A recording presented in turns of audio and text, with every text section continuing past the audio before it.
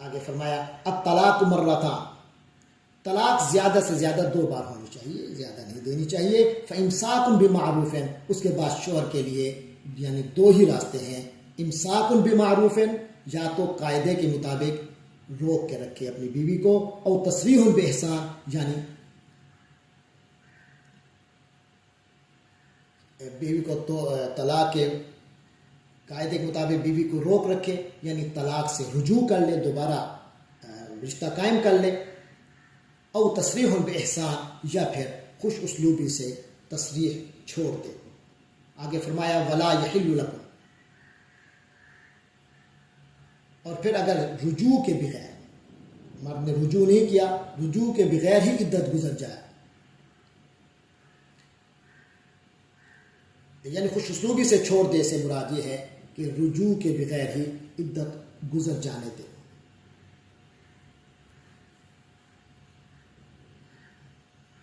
اس کے بعد فرمایا ولا یحل لکم ان تاخذوا، تمہارے لیے یہ جائز نہیں ہے کہ تم ان سے وصول کرو مما آتیتموہن، جو کچھ تم نے ان کو دیا ہے، شیئا، کچھ بھی. یعنی اے شورو، تمہارے لیے یہ حلال نہیں ہے کہ تم نے ان بیویوں کو جو کچھ دیا ہوا ہو وہ طلاق کے بدلے ان سے واپس لو. یعنی حق مہر جو دیا ہوا ہے اس میں سے کچھ واپس لینا تمہارے لیے جائز نہیں ہے. الا مگر یہ کہ ان یخافا، دونوں کو اس بات کا اندیشہ ہو، اللہ یقیما حدود اللہ، کہ نکاح باقی رہنے کی صورت میں وہ اللہ کی مقرر کی ہوئی حدود کو قائم نہیں رکھ سکیں گے. فرمایا فَإِنْ خِفْتُمْ، چنانچہ اگر تمہیں ایسی بات کا اندیشہ ہو، اللہ یقیما حدود اللہ، کہ وہ دونوں اللہ کی حدود کو قائم نہیں رکھ سکتے، فلا جناح علیہما، تو ان دونوں کے لیے اس میں کوئی گناہ نہیں ہے، فی ما، اس بارے میں کہ افتدت بھی، کہ عورت کوئی مالی معاوضہ دے کر علیحدگی حاصل کر لے. تلک حدود اللہ، یہ اللہ کی مقرر کی ہوئی حدیں ہیں، فلا تعتدوها، لہٰذا ان سے تجاوز مت کرو. ومن یتعد حدود اللہ، اور جو لوگ اللہ کی حدود سے تجاوز کرتے ہیں، فاولئک هم الظالمون، تو وہ لوگ بڑے ہی ظالم ہیں. یہاں کچھ باتیں میں عرض کر دوں. اس آیت نے ایک ہدایت تو یہ دی ہے کہ اگر طلاق دینی ہی پڑ جائے تو زیادہ سے زیادہ طلاقیں 2 ہی دینی چاہیے، کیونکہ اس طرح میاں بیوی کے درمیان تعلقات بحال ہونے کا امکان باقی رہتا ہے. چنانچہ عدت کے دوران شوہر کو طلاق سے رجوع کرنے کا حق بھی رہتا ہے، اور عدت کے بعد دونوں کی باہم رضامندی سے نیا نکاح نئے مہر کے ساتھ بھی ہو سکتا ہے. لیکن جیسا کہ اگلی آیت میں فرمایا گیا ہے کہ 3 طلاقوں کے بعد دونوں راستے بند ہو جاتے ہیں اور تعلقات کی بحالی کا کوئی طریقہ باقی نہیں رہتا. دوسری ہدایت اس میں یہ دی گئی ہے کہ شوہر طلاق سے رجوع کا فیصلہ کرے یا علیحدگی کا، دونوں صورتوں میں معاملات خوش اسلوبی سے ہی طے کرنے چاہیے. عام حالات میں شوہر کے لیے حلال نہیں ہے کہ وہ طلاق کے بدلے مہر واپس کرنے یا معاف کرنے کا مطالبہ کرے. ہاں، اگر طلاق کا مطالبہ عورت کی طرف سے اور شوہر کی کسی زیادتی کے بغیر ہو، مثلا بیوی شوہر کو پسند نہیں کرتی اور اس بنا پر دونوں کو یہ اندیشہ ہے کہ وہ خوشگوار زندگی اب نہیں رکھ سکتے، باہمی اپنے نکاح کے حقوق ادا نہیں کر سکیں گے، تو اس صورت میں یہ جائز قرار دیا گیا ہے کہ عورت مالی معاوضے کے طور پر مہر یا اس کا کچھ حصہ واپس کر دے، یا اگر اس وقت تک وصول نہ کیا ہو تو معاف کر دے.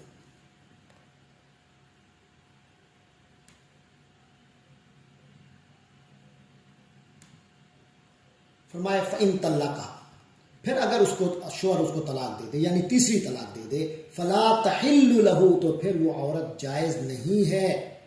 حلال نہیں ہوگی، لہو، اس آدمی کے لیے، اس مرد کے لیے، من بعد،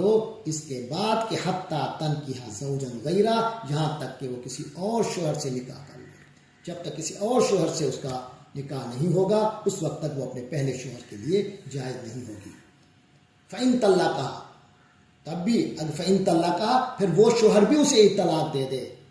فلا جناح علیہما، پھر ان دونوں کو کوئی گناہ نہیں، ان یتراجعا، کہ پھر واپس میاں بیوی والی زندگی گزاریں. ان ظنا، اگر ان کو یہ بشرطے کہ ان کو یہ یقین کی حد تک گمان ہو، ان یقیما حدود اللہ، کہ وہ اللہ کے حدود کو قائم رکھیں گے. وَتِلْكَ حُدُودُ اللَّهِ، اور یہ اللہ کی حدیں ہیں، يُبَيِّنُهَا، جنہیں اللہ تعالیٰ بیان کرتا ہے، لِقَوْمٍ، ان لوگوں کے لیے، يَعْلَمُونَ، جو سمجھ رکھتے ہیں۔ فرمایا وَإِذَا طَلَّقْتُمُ النِّسَاءَ، اور جب تم لوگ عورتوں کو طلاق دے بیٹھو،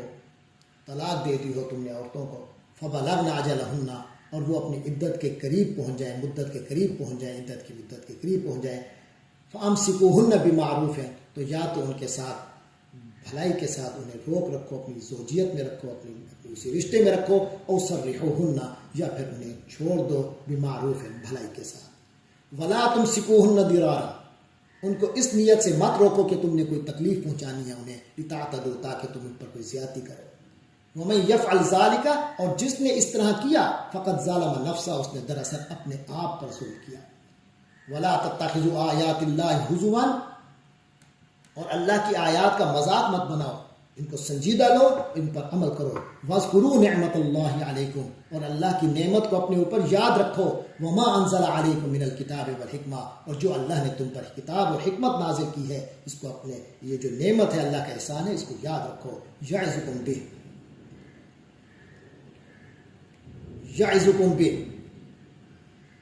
تو یہ اللہ تعالیٰ ان کے ذریعے سے تمہیں نصیحت کرتا ہے۔ وَاتَّقُوا اللَّهَ، اور اللہ کا تقوی اختیار کرو، وَاعْلَمُوا، اور جان لو، أَنَّ اللَّهَ بِكُلِّ شَيْءٍ عَلِيمٌ، بے شک اللہ تبارک و تعالیٰ ہر چیز کا علم رکھنے والا ہے۔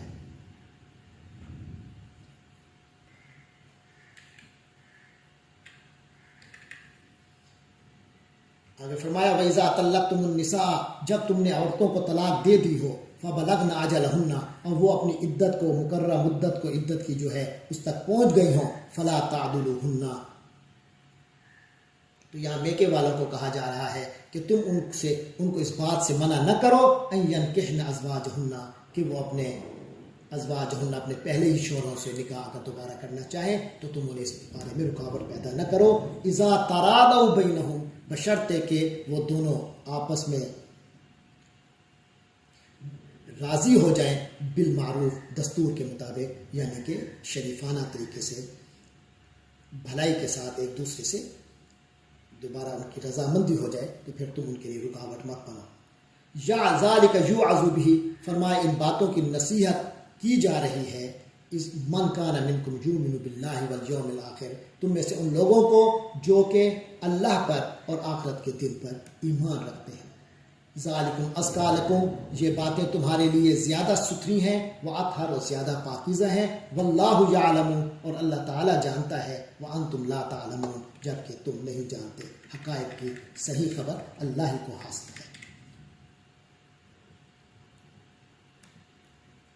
والوالدات یرضعن اولادہن، جب میاں بیوی کے درمیان طلاق ہو جاتی ہے تو پھر رضاعت کے اگر کوئی بچہ دودھ پیتا بچہ ہے ابھی گود میں، تو اس کے بڑے مسائل پیدا ہوتے ہیں، تو اس بارے میں رہنمائی دی جا رہی ہے۔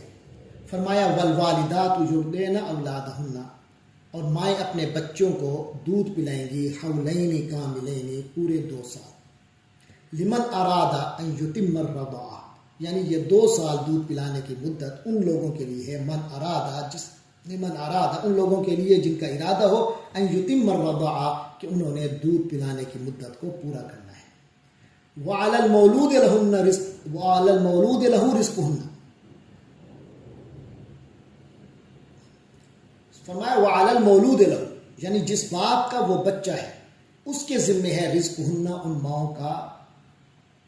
رزق، یعنی ان کا کھانے کا خرچہ، وکسوتہن، اور ان کے پہننے کا، لباس کا خرچہ، بالمعروف، جو معروف طریقے سے ان کا خاندانی ایک رواج میں ہو،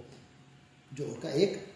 سٹینڈرڈ ہو۔ لا تکلف نفس الا وسعها، یہ اصول یاد رکھو کہ لا تکلف نفس، کسی بھی جان کو تکلیف اور ذمہ داری نہ دی جائے، الا وسعها، مگر اس کی کیپیسٹی کے مطابق، اس کی وسعت کے مطابق،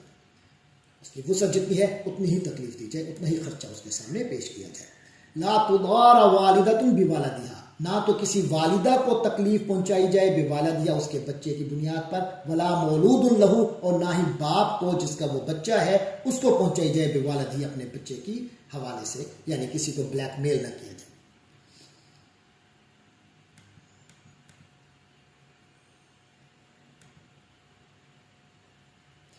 وعلی الوارث مثل ذلک، اور اسی طرح کی ذمہ داری وارث پر بھی ہے۔ فإن ارادہ فصالا، پھر اگر وہ دونوں یعنی والدین فصالا علیحدگی 2 سال گزرنے سے پہلے ہی یہ ارادہ کر لیں، ان تراد منہما باہمی رضامندی سے، وتشاورن اور باہمی مشاورت سے یہ فیصلہ کر دیں فصالا کہ بچے کو دودھ چھلوانا ہے، فلا جناح علیہما، فرمایا ان دونوں پر کوئی گناہ نہیں ہے۔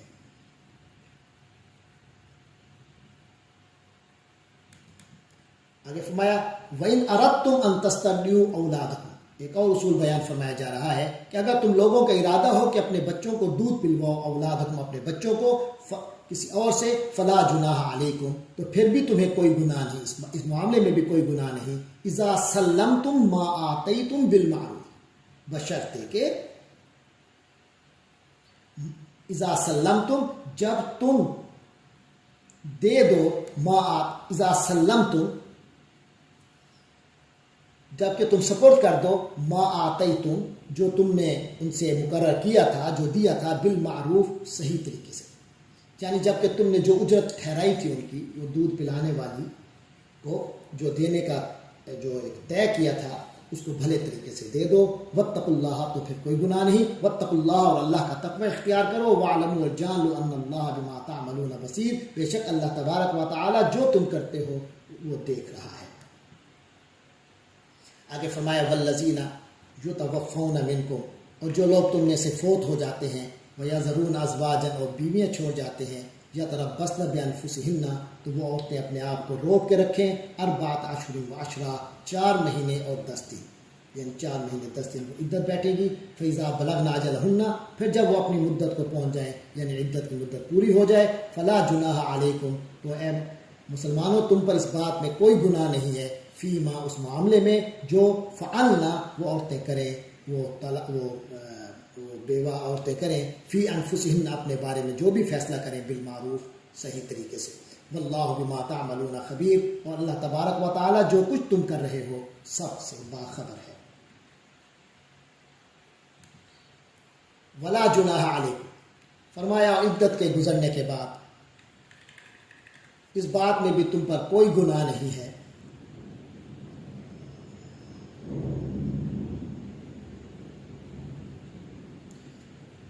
نہیں، فیما عرضتم، جو تم کوئی کنایا یا اشارہ کرو بھی اس چیز کا، من خطبۃ النساء، عورتوں کے ساتھ کوئی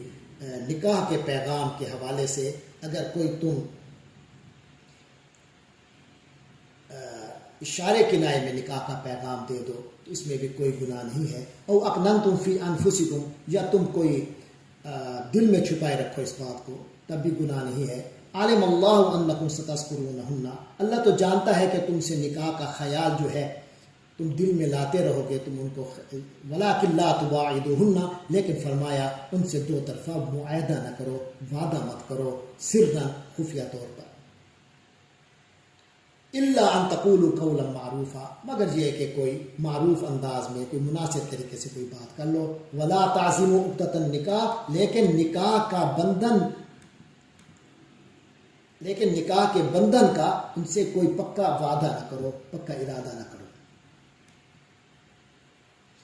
حتیٰ، اس وقت تک، یہاں تک کہ یبلغ الکتاب اجلہ، کہ وہ جو مقرر شدہ مدت ہے وہ مکمل ہو جائے، اس وقت تک پکا ارادے نکاح کا پکا وعدہ وغیرہ نہیں کر سکتے۔ وَعْلَمُوا، اور جان لو، ان اللہ یعلم، کہ اللہ تبارک و تعالی جانتا ہے، علم رکھتا ہے، ما فی انفسکم، جو کچھ تمہارے دلوں میں ہے، فاحذروہ، تو اس سے محتاط رہو، اس سے بچے رہو۔ وَعْلَمُوا ان اللہ غفور حلیم، اور جان لو کہ اللہ تبارک و تعالی بہت بخشنے والا، بردبار ہے۔